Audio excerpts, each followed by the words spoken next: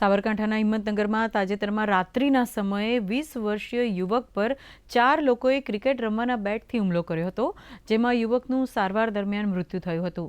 આ મામલે સાબરકાંઠા પોલીસે તાત્કાલિક ધોરણે ચારેય આરોપીની અટકાયત કરી વધુ તપાસ હાથ ધરી છે। ચારેય આરોપી સામે હત્યાનો ગુનો નોંધી પોલીસ તપાસ કરી રહી છે। ફરિયાદમાં તપાસ દરમિયાન 4 વ્યક્તિઓના નામ મળી આવેલા।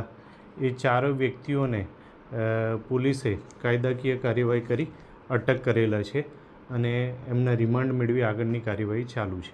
જે મરણ જનાર છે એ અને આ આરોપીમાંથી એક વ્યક્તિને અગાઉ એકાદ વર્ષ પહેલાં સામાન્ય બોલાચાલીને માથાકૂટ થયેલી। જે બનાવ બન્યો ત્યારે આ લોકો બોક્સ ક્રિકેટ રમવા જતા હતા અને રસ્તામાં બંને પક્ષ મળી ગયેલા, ત્યારે આ બનાવ બનેલો છે।